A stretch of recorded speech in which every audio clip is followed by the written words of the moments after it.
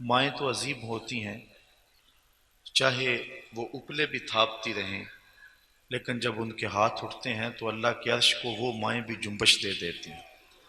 لیکن جب ماں سجدہ ریز ہو، تہجد گزار ہو، شب زندہ دار ہو، جب ان کا وجود امت کو امانتیں دیتا ہو اور امت کی رہبری کے لیے گوہر تیار کرتا ہو، تو وہ مائیں عظیم ہی نہیں عظیم تر ہو جاتی ہیں۔ ماں کا وجود اللہ کی رحمتوں کا ایک ایسا روپ ہے کہ جس کا نعم البدل کیا بدل بھی موجود نہیں۔ دنیا کے اوپر جتنے بھی رشتے ہیں ان کا بدل موجود ہے۔ سمندر کی پاتال بھی لوگوں نے حاصل کر لی ہوگی، لیکن ماں کے پیار کا کنارہ آج تک کسی کو نہیں ملا۔ ماں جب بولتی ہے تو اس کے لہجے میں جبریل بولتا ہے، اور ماں جب مسکراتی ہے تو لگتا ہے جنت کی ساری کلیاں کھل اٹھی ہیں۔ اس کے سینے میں وہ دھڑکتا ہوا دل اور وہ درد مند ممتا رکھی گئی ہے کہ جس کی کوئی اور مثال نہیں ہے۔ اقبال جیسا شخص جب اپنی ماں کو کھو دیتا ہے تو بچوں کی طرح بلک بلک کے روتا ہے۔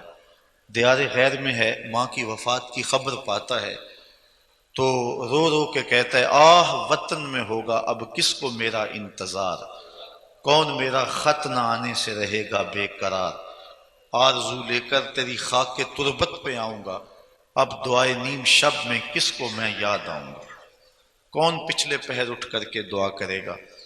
ہر ایک سے کہنا ہی پڑتا نا میرے لیے دعا کریں، حاجی سے، معتمر سے، عالم دین سے، شیخ کامل سے، ہر ایک سے گزارش کرتے ہیں کہ جناب مجھے اپنی دودھ دودھ راتوں میں یاد رکھنا، لیکن کبھی ماں کو بھی کہنا پڑا کہ امی دعاؤں میں یاد رکھنا۔ ماں کے جب ہاتھ اٹھ جاتے ہیں تو پھر تقدیر بدل کے رکھ دیتے ہیں، اور یہ لازمی نہیں ہے کہ ماں رابعہ بسریہ ہو تو پھر ہی اس کی دعائیں قبول ہوتی ہے۔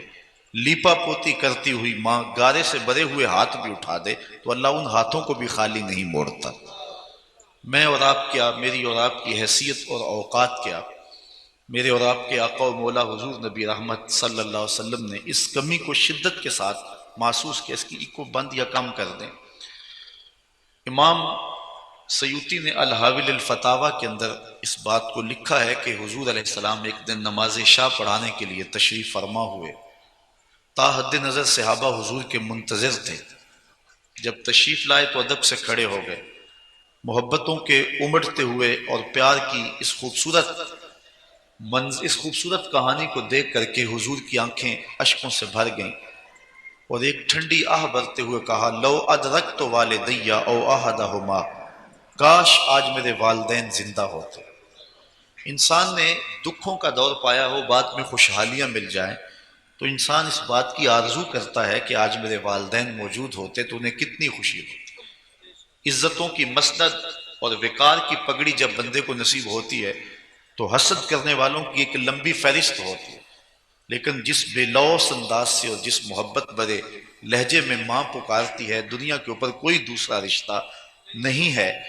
حضور علیہ السلام جب پیدا ہوئے تھے تو باپ کا سایہ سر پہ نہیں تھا، ابھی 6 سال کی عمر تھی۔ اپنی والدہ ماجدہ کے ساتھ اپنے ننیال مدینہ المنورہ گئے تھے۔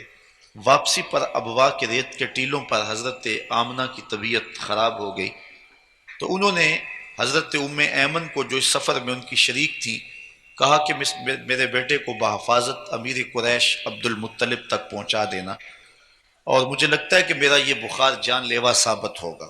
پھر انہوں نے حضور کو اپنے سامنے بٹھایا، کچھ باتیں کرنا چاہ رہی تھیں لیکن ضبط کے بندھن ٹوٹ گئے اور آنکھیں جو ہیں وہ برسنے لگیں۔ سیدہ نے حضور سے جو باتیں کی، ابن حشام نے اپنی سیرت میں ان کو لکھا ہے، وہ مشکل چند جملے حضرت آمنہ نے کہے کہ بیٹا، ہر نئی چیز نے پرانی ہو جانا ہے اور ہر باقی نے فنا ہو جانا ہے۔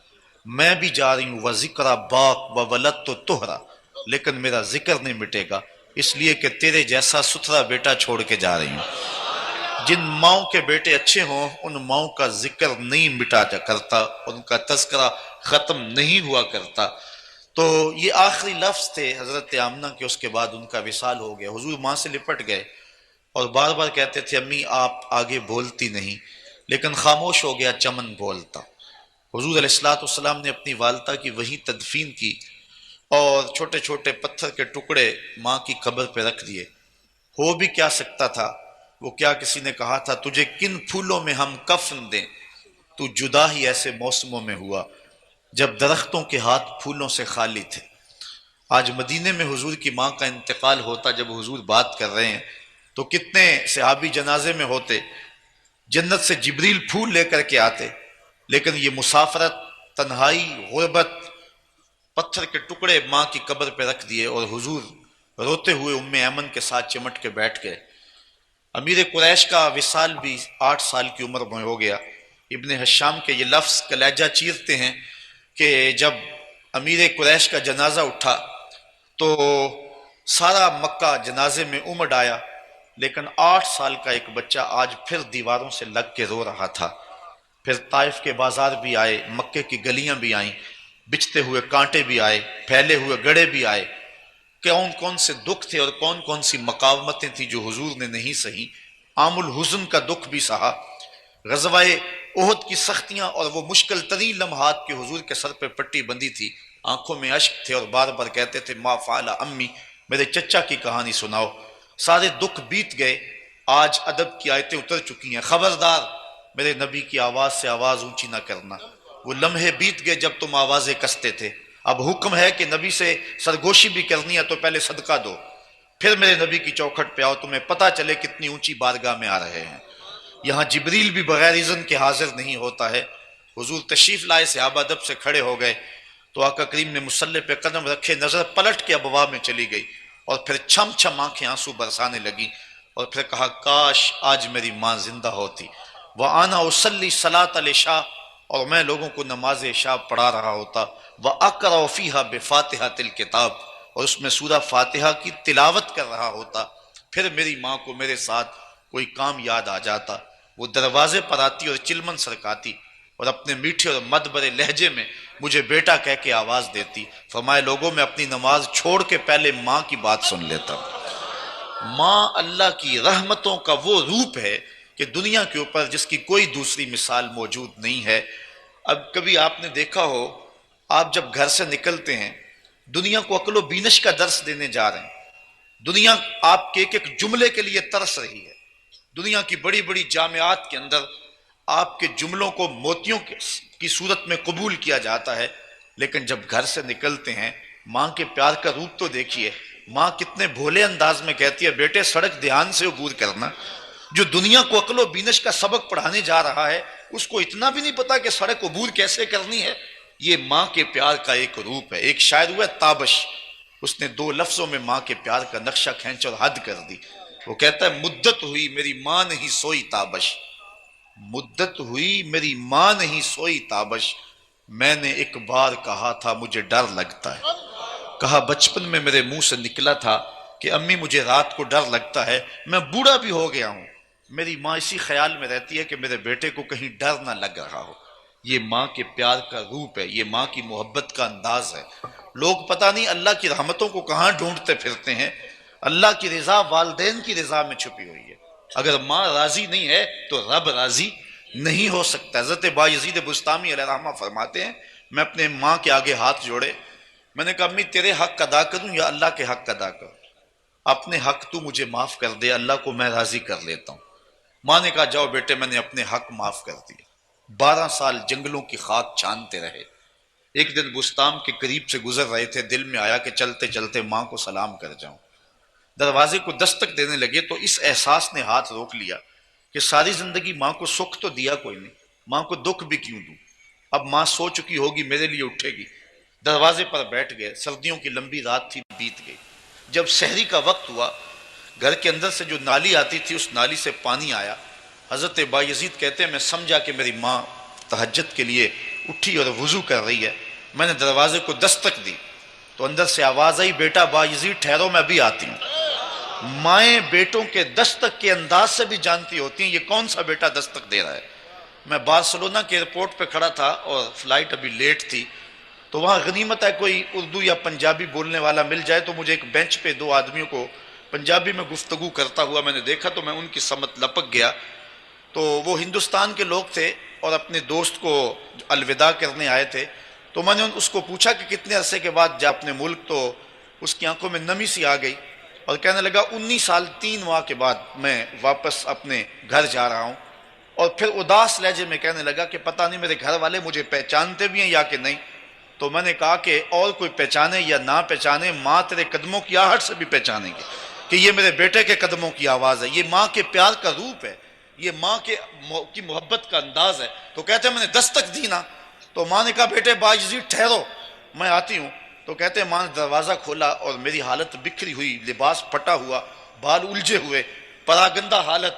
ماں نے جب میری جانب دیکھا تو ہاتھ پھیلا لیے اور کہا اے اللہ، میرا بیٹا بایزید تیری طلب میں نکلا تھا، تو نے ابھی تک اسے اپنا قرب نہیں دیا۔ حضرت بایزید کہتے ہیں 12 سال کی ریاستوں سے جو نہیں ملا تھا ماں کے اٹھے ہوئے ہاتھوں سے مل گیا۔ میں نے کہا مالک میں تجھے کہاں ڈھونڈ رہا ہوں، تو کہاں ہے؟ جہاں ماں کی نگاہ ہوتی ہے وہی جگہ اللہ کی جلوہ گاہ ہوتی ہے۔ آپ جانتے ہیں کہ حضرت موسیٰ علیہ السلام نے جب ایک قبطی کو تھپڑ مارا تھا تو وہ آپ کے جلال کی تاب نہ لاتے ہوئے مر گیا تھا، تو اس وقت آپ نے مصر کو چھوڑ دیا تھا۔ شہر مدین کے قریب وہاں ایک کنواں تھا، جب وہاں لوگ اپنے جانوروں کو سیراب کر رہے تھے تو 2 پارسا لڑکیاں پردے میں ملبوس ایک سامت اپنے جانوروں کو لیے کھڑے تھیں۔ حضرت موسیٰ سمجھ گئے کہ یہ مردوں کے ہجوم میں آنے سے گریز کر رہی ہیں، تو آپ آگے بڑھے، ان کے جانوروں کو ہانکا اور ان کو سیراب کر دیا اور پھر ان کی جانب ہانک دیا۔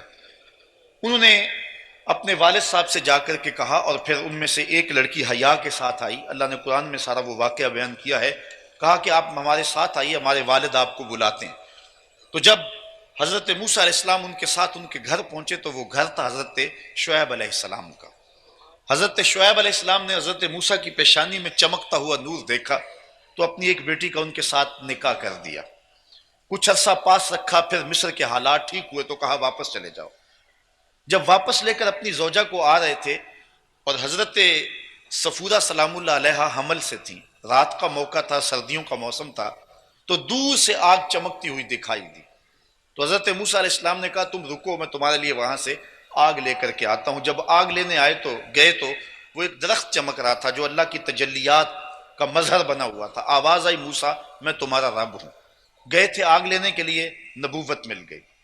تو اللہ تعالیٰ کی تجلیات کو اس درخت کے وجود سے حضرت موسیٰ علیہ السلام نے دیکھا تھا۔ واپس مصر آ گئے، وقت گزرتا رہا، جب کوہ طور پہ گئے اور اللہ کی رویت کا تقاضا کیا تو جواب ملا کہ تم میرے جلووں کی تاب نہیں لا سکتے۔ تو پھر عرض کیا کہ مالک میں تجھے دیکھنا چاہتا ہوں۔ اس پر علماء نے لکھا ہے کہ جب بار بار کہہ دیا گیا تھا کہ تم میرے جلووں کی تاب نہیں لا سکتے، لن ترانی، تو پھر یہ بار بار کیوں کہہ رہے تھے؟ علماء کہتے ہیں چونکہ اللہ تعالیٰ کا کلام سنا ہوا تھا، دل میں تڑپ تھی، جس کے کلام میں اتنی لذت ہے، دیدار کا لطف کیا ہوگا، اس لیے کہتے تھے مالک میں تجھے دیکھنا چاہتا ہوں۔ کہا اچھا اس پہاڑ کو دیکھو، اگر یہ اپنی جگہ پہ ٹھہرا رہا تو تم مجھے دیکھ لو گے۔ اللہ نے اپنی رویت کو استقرار جبل کے ساتھ معلق کیا۔ اب یہاں جو بات میں آپ کے سامنے عرض کرنے لگا ہوں وہ یہ کہ حضرت موسیٰ نے عرض کی مالک میں تو تیری تجلیات کو درخت سے دیکھنے کا عادی ہوں، اور اب مجھے پہاڑ کی جانب مبذول کیا جا رہا ہے۔ انسان نے جہاں پہلے کوئی چیز دیکھی ہو دوبارہ وہاں آسان ہوتا ہے۔ تو فرمایا کہ اے موسیٰ گھر سے نکلتے ہوئے ماں کو کیا کہا تھا؟ جب حضرت موسیٰ گھر سے نکلے نا تو ماں نے کہا کہ بیٹے مجھے تمہاری ضرورت پڑ جائے تو میں تجھے کہاں تلاش کروں؟ تو حضرت موسیٰ نے کہا تھا اطلبنی علی الجبل، مجھے پہاڑ پہ تلاش کرنا۔ کہا موسیٰ اس وقت سے تمہاری ماں کی نگاہیں اس پہاڑ پہ لگی ہوئی ہیں، جدھر ماں کی نگاہ ہوتی ہے وہی جگہ اللہ کی جلوہ گاہ ہوتی ہے۔ گو تم میری تجلیات کو درخت سے دیکھنے کے عادی ہو، لیکن اب چونکہ تمہاری ماں کی نظریں پہاڑ پہ لگی ہوئی ہیں تو جدھر ماں کی نظر ہوتی ہے وہی اللہ کی رحمت ہوتی ہے۔ تو یہ ماں باپ اللہ کی رحمتوں کا وہ روپ ہیں اور اللہ کی کرم نوازیوں کا وہ گھنا سایہ ہے کہ جس کی جو ہے وہ مثال اور مثل موجود نہیں ہے۔ وہ لوگ خوش نصیب ہیں کہ جن کو والدین کی خدمت کی سعادت نصیب ہوتی ہیں، اور وہ بد نصیب لوگ ہیں کہ جو والدین کی بے ادبی کر کے اپنی آخرت برباد کر لیتے ہیں۔ امام رازی نے لکھا ہے، آپ فرماتے ہیں کہ ایک نیکی ایسی ہے کہ دنیا کے اوپر بھی اس کا صلہ لازم ملتا ہے، آخرت میں اس کا صلہ جو ہے وہ تو ہے ہی۔ اسی طرح ایک گناہ ایسا ہے جس کی سزا آخرت میں تو ملتی ہی ملتی ہے، دنیا پر بھی ضرور ملتی ہے۔ وہ نیکی جس کی آخرت میں جزا تو ہے ہی، دنیا میں بھی ضرور ملتی ہے، وہ کہتے ہیں والدین کی تعظیم و توقیر ہے۔ اور وہ گناہ جس کی آخرت میں سزا تو ہے ہی ہے، دنیا میں بھی بندہ رسوا ضرور ہوتا ہے، وہ والدین کی نافرمانی کرنے والا ہے۔ نہیں تو نشان لگا لے اس شخص پہ جو اپنے والدین کو دکھ دیتا ہے، آپ دیکھیں گے کہ زندگی بھر رسوا ہوتا اسے دیکھیں گے۔ اور اس شخص کو بھی دیکھ لیں کہ جو اپنے والدین کی تعظیم و توقیر بجا لاتا ہے، آپ دیکھیں گے کہ اس شخص کو زندگی بھر سرخرویاں، کامیابیاں اور بامرادیاں نصیب ہوں گی، اور زمانہ اس کے قدم چومے گا۔ تو یہ اللہ کی رحمتوں کا وہ گھنا سایہ ہے۔ اللہ کی رحمتوں کا اگر کوئی مجسم پہ کر دیکھنے کا شوق ہو تو وہ والدین کا وجود ہے، بالخصوص ماں وہ ہستی ہے کہ جس کا بدل اور جس کا نعم البدل کیا بدل بھی موجود نہیں ہے۔ اللہ تعالیٰ جل شانہ کی بارگاہ میں دل کی اتھا گہرائیوں سے دعا گو ہوں کہ اللہ تعالیٰ ہماری اس ماں کو جنت کے اعلیٰ مقامات پر جگہ نصیب فرمائے اور ان کے درجے مزید بلند فرمائے، اور جن کے والدین زندہ ہیں وہ والدین کی خدمت کو شعار بنائیں اور کبھی بھی اس معاملے میں کوتاہی نہ کریں۔ علماء نے لکھا ہے کہ اگر والدین ناراض ہوں، 3 شخصیات ایسی ہیں کہ جن کے سامنے ہاتھ جوڑ کر کے معافی مانگ لینے میں کوئی جھجک محسوس نہیں کرنی چاہیے، ایک شیخ اور ایک استاد اور تیسرے والدین۔ والدین اگر ناراض ہو گئے تو اللہ کی کبھی بھی رضا حاصل نہیں ہو سکتی ہے۔ اللہ تعالیٰ جل شانہ ہمیں اپنی رحمتوں اور کرم نوازیوں کا نور نصیب فرمائے۔ میں نے آپ کے سامنے جو کلمات پڑھے ہیں اس پر مختصر گفتگو آپ کے سامنے رکھنے کی کوشش کروں گا۔ اللہ میری زبان پر کلمت الحق جاری فرمائے۔ ارشاد فرمائے والعصر ان الانسان لفی خسر، قسم ہے عصر کی، بے شک انسان خسارے میں ہے۔ امام رازی جیسے شخص نے یہاں عصر کے 4 محامل بیان فرمائے ہیں۔ کہتے ہیں عصر سے مراد مطلق زمانہ ہے، قسم مطلق زمانے کی انسان خسارے میں، چونکہ اس زمانے نے بڑے بڑے شہنشاہوں کے تخت و تاج پھٹتے ہوئے دیکھے ہیں، اور اس نے بڑے بڑے نامور لوگوں کو پیبند خاک ہوتے ہوئے دیکھا ہے، جن کا طوطی بولتا تھا زمانے میں، اور جو زمانہ جن کا باج گزار تھا، پھر زمانے نے اس کا نشان بھی نہیں پایا۔ آل ساسان نے 3150 سال ایران پہ حکومت کی ہے، لیکن آج ان 150 حکمرانوں میں کسی ایک کا نام بھی آپ کو یاد نہیں ہوگا۔ مشتاق یوسفی نے کیا خوب کہا تھا، مٹ گیا مشتاق دل سے رنگ یاد رفتگاں، پھول مہنگے ہو گئے قبریں پرانی ہو گئیں۔ کس کے پاس وقت ہے کہ کسی کو یاد رکھے، اور کون کسی کو یاد رکھ پاتا ہے؟ تو کہا کہ زمانہ سب سے بڑا اس بات پہ گواہ ہے کہ انسان خسارے میں ہے، کس نے تخت و تاج الٹتے اور بادشاہوں کے بساط لپٹتے ہوئے دیکھے ہیں۔ دوسرا معنی عصر کا آپ نے یہ کیا ہے کہ عصر سے مراد وقت عصر ہے۔ وقت عصر کی قسم فرما کر کے انسان کا خسارہ بیان کیا گیا، اس لیے کہ جب وقت عصر پہ چلا جاتا ہے تو بہت جلد غروب ہو جاتا ہے۔ میاں صاحب فرماتے ہیں دیگرتے دن گیا محمد اوڑک نو ڈوب جانا، اس لیے اس نازک وقت کی قسم فرما کر کے اللہ تعالیٰ نے غافل انسان کو تنبیہ کی ہے۔ تیسرا معنی جو بیان فرمایا ہے وہ ہے کہ عصر سے مراد نماز عصر ہے۔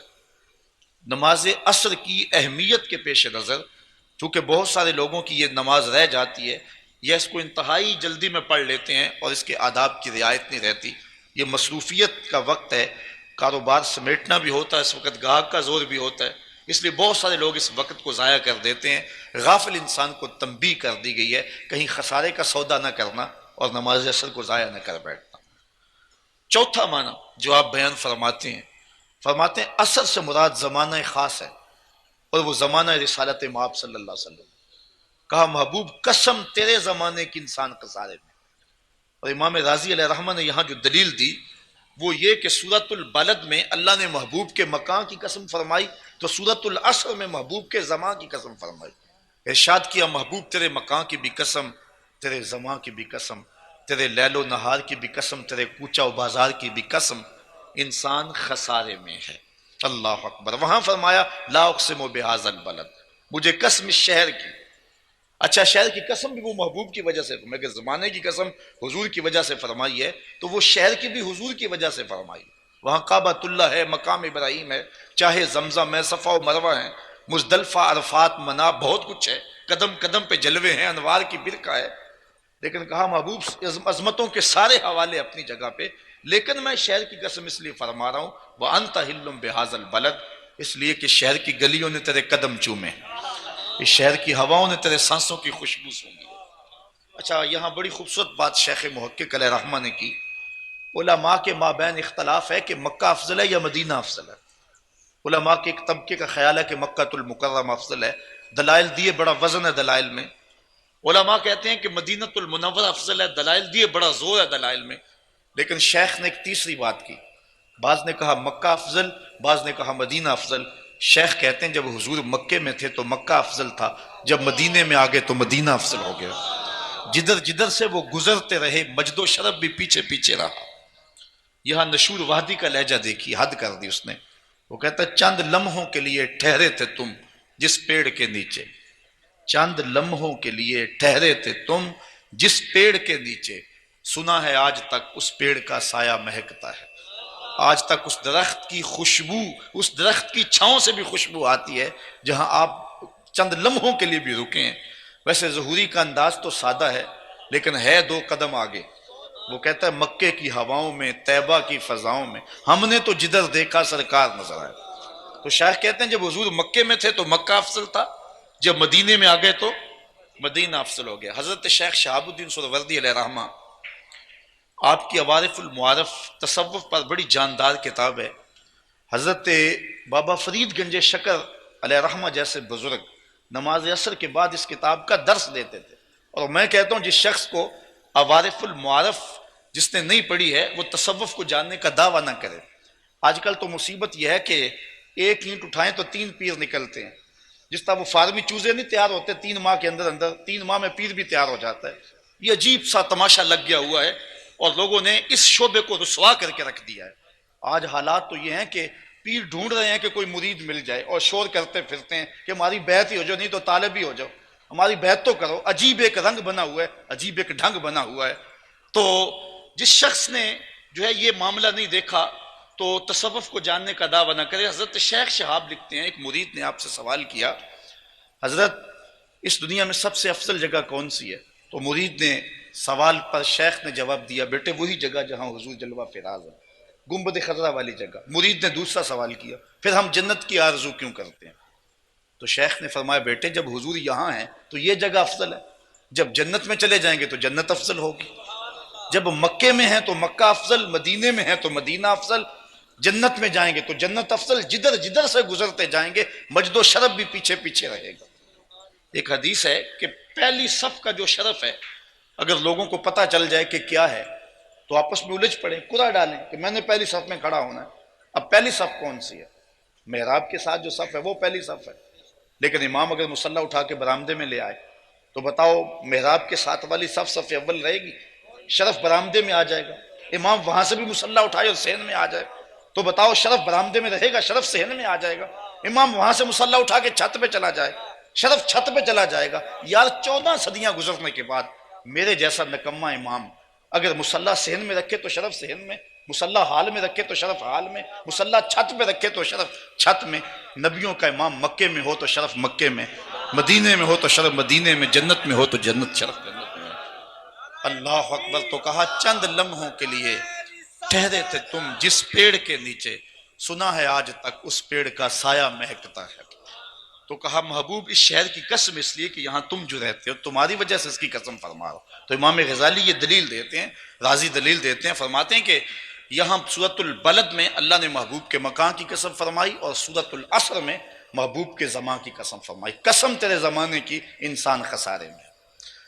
چونکہ سب سے بہتر زمانہ حضور کا زمانہ۔ ایک شخص بغداد میں روٹیاں بیچتا تھا، جو تازہ روٹی 1 روپے کی، جو باسی روٹی 2 روپے کی۔ کسی نے اس کو روک کے کہا یہ تیرا عجیب سا ریٹ ہے، باسی روٹی تو 8 آنے کیوں نہیں چاہیے، تو اس کو 2 روپے کی بیچ رہے؟ تو اس نے کہا تم نہ خریدو، ریٹ میرا یہی ہے۔ کہا وجہ تو بتا۔ اس نے کہا وجہ یہ ہے کہ یہ جو باسی روٹی ہے یہ تازہ روٹی کی نسبت 1 دن حضور کے زمانے سے قریب ہے۔ تو کہا محبوب قسم تیرے زمانے کے جمال کی، قسم تیرے زمانے کے حسن کی، انسان خسارے میں۔ اچھا انسان خسارہ مانتا نہیں، کہتا میں تو خسارے میں نہیں ہوں۔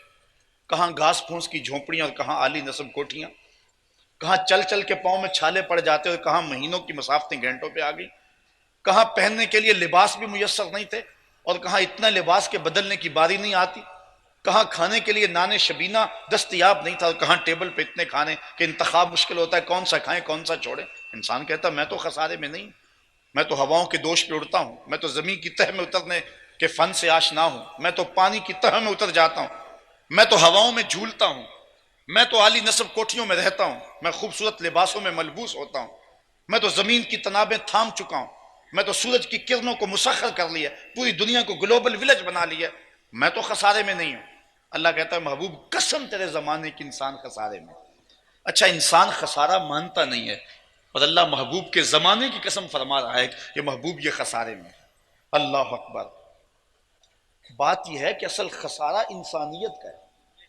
اگر انسان ہوا کے دوش پہ اڑتا ہے تو یہ انسانی کمال نہیں ہے، وہ تو چڑیا بھی اڑتی ہے۔ اگر پانی کی تہ میں اترتا ہے تو یہ انسانی کمال نہیں ہے، وہ تو مچھلی بھی اترتی ہے۔ انسانی کمال کیا ہے؟ مروت، وفا، ہمدردی، غم گساری، پیار۔ یہ تو ساری چیزیں فنا ہو رہی ہیں۔ بھائی بھائی کا گلا نہیں کاٹ رہا، انسانیت کے پرخچے نہیں اڑ رہے، انسانوں کی تذلیل نہیں ہو رہی۔ وہ کیا کسی نے کہا تھا گھر کی آگ بجھی تو کچھ سامان بچا تھا جلنے سے، سو وہ بھی ان کے ہاتھ لگا جو آگ بجھانے آئے تھے۔ کہاں گئی انسانیت؟ بھائی بھائی کا گلا کاٹ رہا ہے، خون سفید ہو گئے تو کہا قسم تیرے زمانے کی انسان خسارے میں ہے۔ خسارے سے بچے ہوئے لوگ دیکھنا ہے تو کہا آؤ میرے محبوب کی چوکھٹ پہ آ جاؤ۔ آج کا انسان تو دہشت گرد ہے نا، آج کا انسان تو ڈرون حملے کرتا ہے، آج کا انسان تو گلے چیرتا ہے، آج کا انسان تو زخم لگا کر کے کتے چھوڑتا ہے۔ لیکن آؤ محبوب کے زمانے میں تمہیں ابو بکر عمر جیسے انسان ملیں گے، تمہیں عثمان و علی جیسے انسان ملیں گے، تمہیں حیدر کرار جیسے لوگ ملیں گے۔ کہا قسم محبوب تیرے زمانے کی انسان خسارے۔ خسارے کا ایک دوسرا پہلو جس کو شیخ زادہ نے بیضاوی کے حاشیے میں لکھا، فرماتے ہیں کہ حضرت مولا کائنات رضی اللہ تعالیٰ عنہ فرماتے ہیں کہ خسارہ یہ ہے کہ اپنی سانسوں کے ذریعے انسان اپنی زندگی کو توڑ رہا ہے۔ یہ سمجھتا ہے کہ میں بڑا ہو رہا ہوں، لیکن بڑا نہیں ہو رہا، یہ چھوٹا ہو رہا۔ گنتی جب الٹی شروع ہو جائے تو کام جلدی زیرو تک آ جاتا ہے۔ کبھی آپ رکے ہوں اشارے پہ جہاں گنتی الٹی چل رہی ہوتی ہے تو کتنی جلدی کام زیرو پہ آتا ہے، کہیں سے 90 سے الٹی چل رہی ہے، کہیں 60 سے، کہیں 30 سے۔ ہماری زندگیاں بھی الٹی چل رہی ہیں اور لمحہ لمحہ موت کے قریب ہو رہے ہیں۔ یہ زندگی کا خسارہ ہے۔ ایک بزرگ کہتے ہیں مجھے سمجھ نہیں آتی تھی کہ انسان خسارے میں کیسے ہے۔ میں سمرقند کے بازار سے گزر رہا تھا، وہاں ایک آدمی پھٹے پہ برف رکھ کے بیچ رہا تھا اور ساتھ آواز لگا رہا تھا۔ آج کل تو وہ پاپڑ بیچنے والے بھی آواز لگاتے ہیں، اس زمانے میں اس نے پھٹے پہ رکھی تھی برف اور ساتھ آواز لگاتا تھا ارحمو من یذوب راس مالہ، او میرے پہ رحم کھاؤ، مجھ سے برف لے لو۔ اگر تم نے برف نہ خریدی، میں ایسا تاجر ہوں جس کا راس المال بھی لٹتا چلا جا رہا ہے۔ دیکھیے آپ کپڑا بیچتے ہیں، آج گاہک نہیں آئے گا، ہو سکتا ہے کل مہنگا بیچ لیں، لیکن برف بیچنے والے کے پاس اگر آج گاہک نہ آیا تو کل جو ہے وہ برف ہی نہیں ہوگی، کمائی کیا کرنی ہے؟ تو وہ دہائی دے رہا تھا او بازار میں گزرنے والوں مجھ سے برف لیتے جاؤ، اگر تم نے برف نہ خریدی تو میں نے کمائی کیا کرنی ہے، میرا راس المال بھی لٹ جائے گا۔ وہ بزرگ کہتے ہیں جب اس نے آواز لگائی تو میرے پاؤں رک گئے اور پھر میں نے اس کو کہا میاں میرا سودا بھی تیرے جیسا ہی ہے، میں بھی اپنی زندگی کی برف سانس سانس کر کے پگھلا رہا ہوں، اگر اس برف کے بدلے میں، اس سانسوں کے بدلے میں نیکیاں لے لیتا ہوں تو زندگی کام آ گئی، ورنہ زندگی برف کی طرح پگھلتی چلی جا رہی ہے۔ تو کہا قسم محبوب تیرے زمانے کی انسان خسارے میں۔ اچھا خسارے کا ایک اور پہلو بھی دیکھیے، وہ یہ کہ اللہ نے ایک شے کو ایک حسن دیا ہے، اسے دوسرے حسن سے محروم رکھا ہے، تو وہ شے کہتی ہے کہ میں شے کے خسارے۔ مثال کے طور پہ چاند ہے، اس میں روشنی ہے لیکن اس میں خوشبو نہیں ہے، چاند کہتا ہے میں خوشبو کے خسارے میں۔ پھول کہتے ہیں ہمارے میں خوشبو ہے لیکن اندھیرے کمرے میں رکھ کے چراغاں نہیں کیا جا سکتا، ہم خوشبو کے خسارے میں۔ بلبل کہتی ہے میری آواز میں تو تاثیر ہے لیکن میرے پنجوں میں زور نہیں ہے، شیر کہتا ہے میرے پنجوں میں تو زور ہے لیکن مجھے پر نہیں لگے، میں اڑ نہیں سکتا۔ کوئل کہتی ہے کہ میری آواز میں تو جادو ہے لیکن رنگ میرا کالا ہے۔ مور کہتا ہے میرا رنگ تو بڑا سونا لیکن میرے پاؤں بدصورت۔ انسانوں میں دیکھ لیں، ایک بچہ کہتا ہے میرے پاس بچپنے کی معصومیت تو ہے لیکن جوانی کا زور نہیں ہے، ایک جوان کہتا ہے میرے پاس جوانی کا بانک پن تو ہے لیکن بڑھاپے کے تجربے نہیں ہیں۔ ایک بوڑھے سے پوچھو، وہ کہتا ہے بڑھاپے کے تجربے تو قطار اندر قطار ہیں لیکن کیا کروں اب معصومیت بچپن کی نہیں رہی، وہ کاغذ کی کشتی، وہ بارش کا پانی۔ وہ اقبال نے کہا جنبش زنجیر در سے لطف آتا تھا مجھے، کوئی کنڈی بھی ہلا کے چلا جاتا تو بچہ اس سے بھی لطف کشید کرتا، آج تو نغمے بھی نہ بہلاتے، اس وقت جو ہے وہ کنڈی ہلنے سے بھی لطف آ جایا کرتا تھا۔ کبھی وہ آپ نے دیکھا کہ باہر کوئی گلی میں ریت پھینک جاتا اور بچپن میں بچے پاؤں کے اوپر اس کو تھپک کر ہولے سے پاؤں نکال لیتے، اور اگر وہ گھروندہ بچ جاتا تو اتنی خوشی ہوتی۔ آج مکان اور محل اور کوٹھیاں بنا کر بھی وہ مسرت نہیں ملتی جو روز کئی بار ملتی تھی۔ آج دنیا چاند پہ جانے کے لیے بےتاب ہے، کیسا بچپن کا دور تھا جب خود ہی چاند ہوا کرتے تھے، عجیب منظر تھا، عجیب زمانہ تھا، عجیب حالات تھے، اپنے جل جانے کا بھی احساس نہیں تھا، جلتے ہوئے شعلوں کو چھیڑا کرتے تھے۔ اب تو ایک آنسو بھی باعث رسوائی ہے، بچپن میں جی بھر کے رویا کرتے تھے۔ وہ کیسا زمانہ تھا۔ بوڑھا کہتا ہے میرے پاس تجربے تو کتاروں میں ہیں، لیکن کیا کروں میرے پاس اب معصومیت بچپن کی نہیں رہی ہے، لہٰذا میں اس خسارے میں ہوں۔ ہر طرح ہر شے کسی نہ کسی طرح خسارے میں ہے۔ ایک شب زندہ دار کہتا ہے میرے پاس سحری کے سجدے تو ہیں لیکن علم کا نور نہیں ہے۔ ایک عالم کہتا ہے میرے پاس علم کا جمال تو ہے لیکن میں شاعر نہیں ہوں۔ ایک شاعر کہتا ہے کہ میں شاعر تو ہوں لیکن خوشگلو نہیں ہوں۔ ہر شخص کسی نہ کسی طرح خسارے میں ہے۔ اور پھر اگر تم نے کوئی ایسی ذات دیکھنی ہو جس میں کوئی خسارہ نہ ہو، حسن کی ساری شوخیاں اور جمال کے سارے کرینے اگر ایک ذات میں دیکھنے کا شوق آ جائے تو آؤ مدینے میں آ جاؤ۔ اللہ نے ایک ذات ایسی بنائی ہے جس میں سارے حسن رکھ دیے ہیں۔ حسن یوسف دم عیسیٰ ید بیضا داری، ہما دارند آنچ خوباں تو تنہا داری۔ تم نے پھوٹتے ہوئے جھرنوں میں حسن دیکھا ہوگا، تم نے بہتی ہوئی ندیوں کا جمال دیکھا ہوگا، تم نے پربتوں پہ اگے ہوئے درختوں کا لطف اٹھایا ہوگا، تم نے بزم کواکب سے چھنتے ہوئے نور کو دیکھا ہوگا، تم نے ساون کی بدلیوں کا مزہ بھی کشید کیا ہوگا، تم نے موسموں کی رمجم بھی دیکھی ہوگی، تم نے رنگوں کی کائنات اور جہانوں کی بو کلمونیاں بھی دیکھی ہوں گی، تم نے پیچ و تاب کھاتی ہوئی ندیوں کا لطف بھی اٹھایا ہوگا، اور تم نے کوسے قزح کے رنگ بھی دیکھے ہوں گے، تم نے دھنک کی شوخیاں بھی دیکھی ہوں گی۔ لیکن یہ سارے حسن اگر ایک پیکر میں دیکھنے کا شوق آ جائے، اللہ کہتا ہے اس کے لیے میں صرف ایک محمد بنا دیا ہے، اور سارے حسن اس ایک ذات میں جمع کر دیے۔ باقی ہر شے خسارے میں ہے، اگر خسارے سے کوئی بچی چیز ہے تو وہ مصطفیٰ کی ذات ہے۔ لوگ کہا قسم محبوب تیرے زمانے کی انسان خسارے میں ہے۔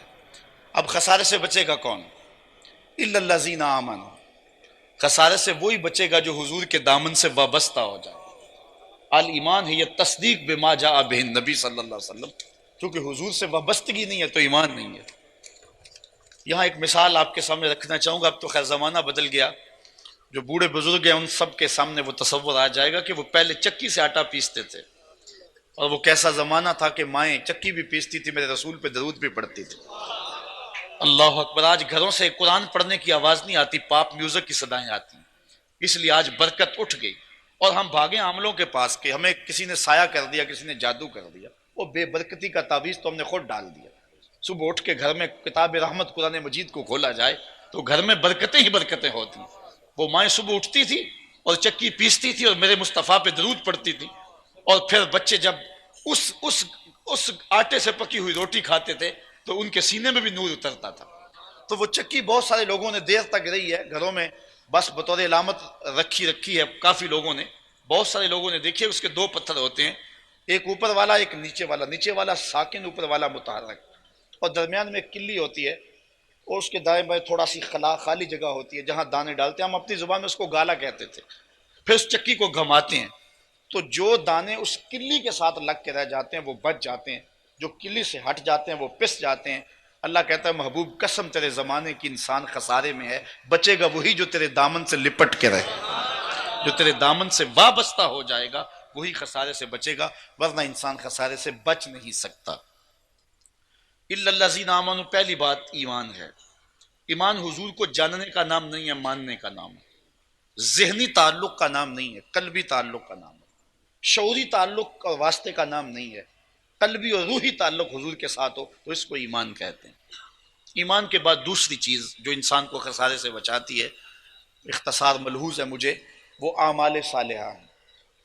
گو ہمارے احناف کے نزدیک اعمال ایمان میں داخل نہیں ہیں، نفس ایمان میں داخل نہیں ہے، ایمان مجرد تصدیق قلبی کا نام ہے، لیکن اللہ تعالیٰ نے قرآن مجید میں متعدد مقامات پہ ایمان کے ساتھ اعمال صالحہ کا ذکر کیا ہے۔ ایمان اگر دعویٰ ہے تو اعمال اس کی دلیل ہیں، ایمان اگر شجر ہے تو اعمال جو ہیں اس کا ثمر ہے، اس کا پھل ہے۔ قرب قیامت کے فتنوں میں سے ایک فتنہ یہ ہے کہ لوگوں کی زبان پر کلمہ رہ جائے گا لیکن ان کے پاس اعمال کی پونجی باقی نہیں رہے گی۔ لا یبقى من الاسلام الا اسمہ ولا یبقى من القرآن الا رسمہ مساجدہم عامرۃ وہی خراب من الہدی۔ امام غزالی کہتے ہیں جس دور کی حضور نے نشاندہی کی تھی وہ میرا دور ہے، صدیوں قبل کہہ گئے، اور جس دور سے ہم گزر رہے ہیں آج کے ایسا نہیں ہے۔ ہم صرف اس بات پہ مطمئن ہیں کہ ہم نے کلمہ پڑھ لیا، کلمہ پڑھ کے ہم کیا احسان کرتے ہیں؟ جو می گوئم مسلمانم بلرزم کہ دانم مشکلات لا الہ۔ جب میں اپنے آپ کو کہتا ہوں مسلمان تو کانپ جاتا ہوں چونکہ لا الہ الا اللہ کے تقاضوں کو جانتا ہوں۔ جب کلمہ پڑھ لیا تو پھر سر سے لے کر پاؤں تک اسلام کے دامن میں آنا ہوگا۔ آدھا تیتر آدھا بٹیر یہ اسلام کا مزاج تو نہیں۔ اس چمن میں پیروے بلبل ہو یا تلمیذ گل، یا سراپا نالا بن جا یا نوا پیدا نہ کر۔ اگر آئے ہو تو پھر پورے پورے آ جاؤ، دور دور سے نہ اسلام کو دیکھو، ٹکڑیوں میں بانٹ کر اسلام کی بات نہ کرو۔ اگر آئے ہو تو پھر سچے سچے آ جاؤ، سیدھے سیدھے آ جاؤ۔ تمہارے اعمال گواہی دیں کہ یہ مصطفیٰ کا غلام ہے، تمہارا انداز زندگی گواہی دے۔ ہمارے استاد فرمایا کرتے تھے کہ یہ نہ ہو کہ لوگ تمہیں پوچھیں کہ تم کون ہوتے ہو اور دیار غیر میں تم پاسپورٹ پیش کرتے پھرو یہ دیکھو مذہب کے خانے میں اسلام لکھا ہے۔ آپ فرمایا کرتے تھے میاں نہ کسی کو پوچھنا پڑے نہ تمہیں بتانا پڑے، تمہاری صورت ایسی ہونی چاہیے، تمہارا انداز ایسا ہونا چاہیے، طرز زندگی ایسی ہونی چاہیے، تم دور سے آ رہے ہو لوگ پہچان کے کہیں وہ دیکھو آقا کا غلام آ رہا ہے، تمہارے انداز زندگی بتا دیں کہ حضور کا غلام۔ آج کل تو ایک فیشن کے طور پہ جملہ ہے، آپ کو سننے کو ملتا ہے، بہت سارے لوگ کہہ بھی دیتے ہیں جی آج کل دین پہ چلنا بڑا مشکل ہے، سوائے فیشن کے اور کچھ نہیں، یہ بات کہی جاتی ہے آج کل بڑا مشکل ہے جی دین پہ چلنا۔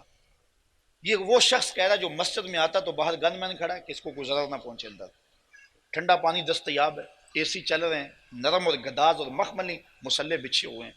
جو گداز اور نرم مسلوں پہ پیشانی رکھ کے سجدہ کرتا ہے اور ماحول بھی اس کی طبع کے مطابق ہے، باہر گن مین بھی کھڑا ہے، وہ بطور فیشن کہہ رہا ہے آج کل دین پہ چلنا بڑا مشکل ہے۔ میں کہتا ہوں تیرے لیے مشکل ہے یا کربلا والے حسین کے لیے مشکل تھا؟ انہوں نے نہیں کہا تھا تیرے لیے مشکل ہے یا بلال حبشی کے لیے مشکل تھا؟ دکھ تو سارے وہ تھے کہ مشکلیں تو انہوں نے سہی، جب انہوں نے کہا اللہ ایک ہے تو پھر اس کی پاداش میں کیا کچھ نہیں سہا۔ زنجیریں ڈالی گئی، پاؤں باندھے گئے، میخیں ٹھونکی گئی، زبان پہ انگارے رکھے گئے، مشق ستم بنایا گیا، مقاومتیں، مخالفتیں، نکتہ چینیاں، ناموافق حالات، کیا کیا نہیں تھا جس کا انہوں نے سامنا نہیں کیا۔ بھاری پتھر سینے پہ رکھ کے تپتی ہوئی ریت پہ بھی رکھا گیا، گلے میں رسی ڈال کے مکے کے بازاروں میں گھسیٹا بھی گیا، لیکن بلال ہیں کہ آہد آہد پکارتے۔ کسی نے گزرتے دیکھا کہ بلال مسکرا رہا ہے اور ظالم کوڑے مار رہا ہے، کہا بلال یہ عجیب ماجرا ہے، تمہارا آقا تمہیں کوڑے مار رہا ہے، تم آگے سے مسکرا رہے ہو، بات رونے کی ہے؟ تو بلال نے ہنس کے کہا کہ جب تم جاؤ نا بازار میں مٹی کا برتن خریدنے کے لیے تو اس کو بھی ٹھونک ٹھونک کے دیکھتے ہو کہیں کچا تو نہیں ہے، اس کی آواز تو ٹھیک ہے۔ کہا تم تو مٹی کا پیالہ بھی خریدو تو ٹھونک بجا کے دیکھتے ہو، اس کی آواز تو ٹھیک ہے۔ میرا مالک بلال کو خرید رہا ہے، دیکھ رہا ہے بلال کی آواز تو ٹھیک ہے۔ میں کہتا ہوں مالک چمڑی ادھر بھی جائے گی، حق حق کی آواز ختم نہیں ہو۔ زخم پہ زخم کھا کے جی، خون جگر کے گھونٹ پی، آہ نہ کر لبوں کو سی یہ عشق ہے دل لگی۔ یہ محض زبان سے ایک دعویٰ نہیں کر دیا ہے، جب کہتا ہوں کہ میں مسلمان ہوں تو پھر سر سے لے کر پاؤں تک مجھے اس کی گواہی دینا ہوگی، میرے اعمال اس کی گواہی دیں۔ ہمیں تو مشکل آئی نہیں ہے۔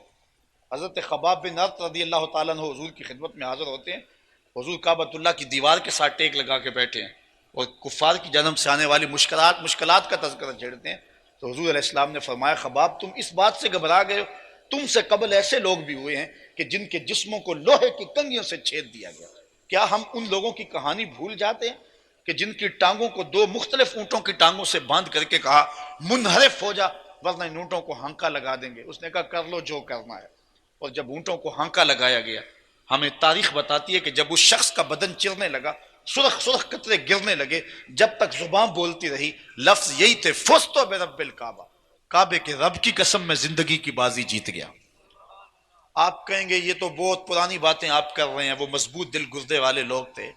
یار صرف 100 سال ہوا اس بات کو، یہ طاہرہ نامی عورت کا ذکر اقبال نے نظم کیا ہے، یہ بالکل ایران آپ کی ہمسائیگی میں۔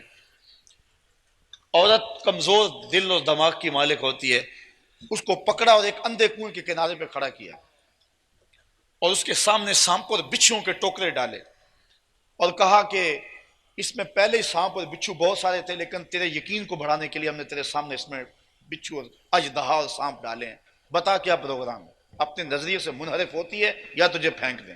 اس نے کہا ایک رات کی مہلت دے دو۔ مہلت مل گئی، رات گزری، صبح پھر اٹھا کے لے آئے، کہا بتا کیا پروگرام ہے؟ کہا پھینک دو۔ کہا رات تو نے سوچا نہیں؟ کہا میں نے سوچنے کے لیے رات تو نہیں مانگی تھی، رب کو منانے کے لیے مانگی تھی۔ میں نے عرض کی مالک میں کمزور ہوں، عورت ذات ہوں، یہ جب مجھے پھینکیں گے تو سانپ میرے بدن کی بوٹیاں نوچیں گے، میرے سے لپٹ جائیں گے اور میرے جسم کو ادھیڑ کے رکھ دیں گے۔ میں عورت ذات ہوں، چیخوں گی، چلاؤں گی، یہ باہر ہنسیں گے۔ میرے مالک اپنی بندی کو اتنا تو حوصلہ دے دے کہ یہ میرے ٹکڑے بھی سانپ کر دیں لیکن یہ میری سسکی بھی نہ سننے پائیں۔ میں نے رات اللہ کو استقامت مانگ لی ہے، حوصلے اور صبر کی دعا مانگ لی ہے، تم پھینک دو مجھے وہاں اور پھر دیکھنا کہ تم میری سسکی بھی نہیں سننے پاؤ گے۔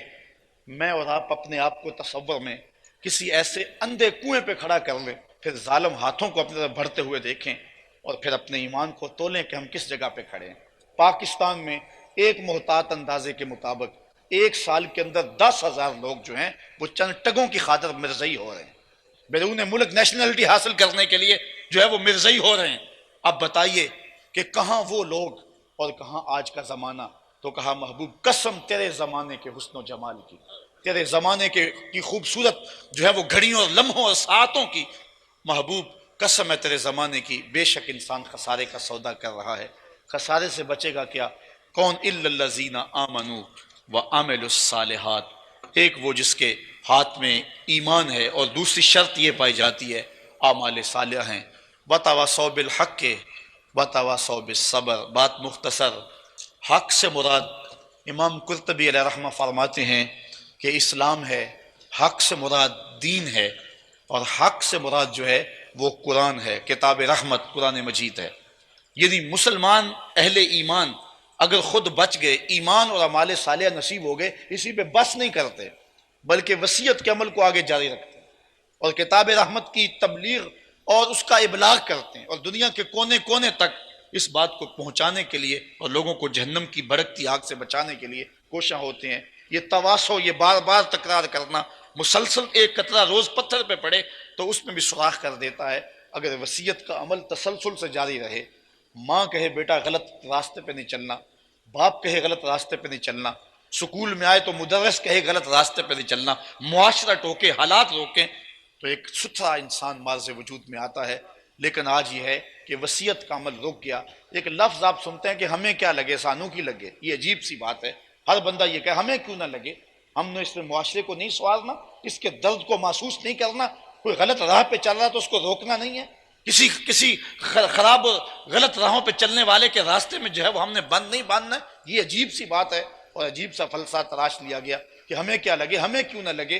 مومن کی ذمہ داری ہے کہ ایمان اور اعمال صالحہ کے بعد آگے وہ وصیت کے عمل کو شروع کرتا ہے اور وہ لوگوں کو جہنم کی بھڑکتی ہوئی آگ سے بچاتا ہے۔ اور وصیت کا اہم معنی جو مفسرین نے بیان فرمایا وہ قرآن مجید ہے۔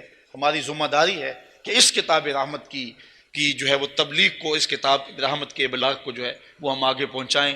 لیکن افسوس یہ ہے قرآن مجید کے جو ہمارے اوپر حق ہیں، کسی حق کو بھی ہم کما حقہ ادا نہیں کر رہے، اور سب سے بڑی کوتاہی قرآن مجید کے اس حق میں ہو رہی ہے کہ ہم اس کتاب رحمت کو جس مقصد کے لیے نازل ہوا تھا اس مقصد سے انحراف کر رہے ہیں۔ اس بات کا کوئی انکار نہیں ہے کہ قرآن مجید کی تلاوت کر کے کسی مریض کو پھونک مارو تو اس کو شفا ملے گی، اس بات کا بھی انکار نہیں ہے کہ قرآن مجید اگر کسی گھر میں یا فیکٹری میں تلاوت کیا جاتا ہے تو وہاں برکت ہوگی، اس بات کا بھی کوئی انکار نہیں کہ قرآن مجید پڑھ کے اصالہ ثواب کرو، مرنے والے کی قبر میں اجالے اور روشنیاں اتریں گی، کوئی اس بات کا انکار نہیں۔ لیکن میں پوچھتا ہوں کیا قرآن مجید نازل اس لیے ہوا تھا؟ یہاں اقبال کا لہجہ دیکھیے، وہ کہتا بندے صوفی و ملا اسیری حیات از حکمت قرآن گیری با آیاتش ترا کار جزی نیست کیا یاسین او آساں بمیری۔ کہتا تو جاہل صوفی اور کاہل ملا کے ایسے پھندے میں پھنسا کہ تو نے قرآن سے زندگی تلاش نہیں کی، قرآن کی آیتوں سے تجھے صرف اتنا سروکار رہ گیا، جب تیرے بوڑھے کی روح اٹک جاتی ہے تو سورہ یاسین لے کے بیٹھ جاتا ہے کہ اس کی روح آسانی سے نکل جائے۔ اقبال کہتا ہے اس میں شک نہیں ہے کہ اس کی روح آسانی سے نکل جاتی ہے، لیکن غور طلب پہلو یہ ہے کہ تو نے قرآن سے مرنا ہی سیکھا، کاش قرآن سے جینا بھی سیکھ لیا ہوتا، اس سے جینے کی راہیں بھی تلاش کر لی ہوتی۔ وَتَوَاصَوْا بِالصَّبْرِ، اور آخری بات جو انسان کو خسارے سے بچاتی ہے وہ صبر کے دامن کو تھامنا ہے۔ عبادات پر صبر بھی علماء تفسیر لکھتے ہیں، اور راہ حق کے اندر جو مشکلات آئیں، جو تکالیف آئیں، ان تکالیف کو ہنس کے سہا جائے، اس پہ صبر کیا جائے۔ یہ اللہ تعالیٰ کی طرف سے کسی بندے کو عطا ہوتی ہے کہ وہ آنے والے مصائب کو جھیلے اور آنے والے مصائب پر صبر کرے۔ اگر وہ صبر کرے گا تو اللہ تعالیٰ جل شانہ اجر دے گا، بلکہ جو عشاق کی کہانی ہے وہ تو اس سے بھی جو ہے وہ دل آویز ہے۔ نہ صرف وہ صبر کرتے ہیں، جب راہ خدا میں کوئی تکلیف آتی ہے تو اس کو ہنس کے قبول کرتے ہیں کہ یہ میرے راستے، ہمارے مالک کے راستے میں آ رہے ہیں۔ اس شخص کی کہانی کتنی دل آویز ہے جس کو اقبال نے نظم کیا کہ خود ہی بلند تھی خوں گرفتہ چینی کی، کہنے لگا جلاد سے دم تعزیر، ٹھہر ٹھہر کے بڑا دل کشا ہے منظر، میں دیکھ تو لوں تابناکی شمشیر۔ اس مزدور کو پکڑا گیا، جب جلاد اس کو قتل کرنے لگا تو اس نے کہا میری ایک آرزو ہے کہ جب تو میری گردن کاٹے تو دست قاتل سے مقتول کی گردن تک تلوار کا جو سفر ہے اس کو مختصر نہ کرنا، ایک جھٹکے سے میری گردن نہ کاٹنا، چونکہ یہی تو لذت ہے، یہی تو سرور زندگی ہے۔ عشرت قتل گاہ اہل تمنا مت پوچھ، عید نظارہ ہے شمشیر کا عریاں ہونا، یہ تو عید کا حلال ہے، چاند ہے۔ اس لیے یہ جو سفر ہے دست قاتل سے مقتول کی گردن تک تھا، یہ مختصر نہ کرنا، کیونکہ ساری لذت تو رکھی اس میں گئی ہے۔ ٹھہر ٹھہر کہ بڑا دل کشا ہے منظر، میں دیکھ تو لوں تاب نہ کیے شمشیر۔ تو کہا کہ مجھے جو ہے وہ قتل کرنا ہے تو یہ سفر مختصر نہ کرنا، لمبا اور تو اس کو طول دے دینا۔ تو جو اہل اللہ ہیں، جو خواص ہیں، انہیں تو اس تکلیف میں جو اس راستے میں آتی ہے اس سے بھی لذت کشید کرتے ہیں۔ جے سونا میرے دکھ وچ راضی تے میں سکھ نو چلے ڈاواں۔ یہاں میاں صاحب کا لہجہ بھی دیکھیے، وہ فرماتے ہیں دکھ ہمیشہ سکھ کدائیں تے دکھاں تو سکھ بارے، دکھ قبول محمد بخشا راضی رہن پیارے۔ اگر ان کی رضا اس میں ہے تو پھر میں دکھوں کو سینے سے لگاتا ہوں، چمٹاتا ہوں، میرے لیے یہ اعزاز ہے۔ پھر زندگی کی وہ کشاکش، زندگی کی وہ سختیاں اور زندگی کا وہ جبر، اس کو پھر جبر مسلسل نہیں کہتا ہے۔ زندگی کاٹی ہے جبر مسلسل کی طرح، یہ کسی صوفی کا مزاج نہیں ہے۔ اس جبر مسلسل کو وہ اپنے لیے لطف کا سامان بنا لیتا ہے، اس کے لیے سامان راحت بن جاتا ہے۔ اور یہاں اقبال کا لہجہ دیکھیے، اقبال کہتا ہے شباب اپنے لہو کی آگ میں جلنے کا نام، کبھی پیچ و تاب رومی، کبھی سوز و ساز راضی۔ زندگی تو نام اسی کا ہے، کیا میں نے اس خاکداں سے کنارہ، جہاں رزق کا نام ہے آب و دانا، پلٹنا جھپٹنا جھپٹ کر پلٹنا، لہو گرم رکھنے کا ہے ایک بہانہ۔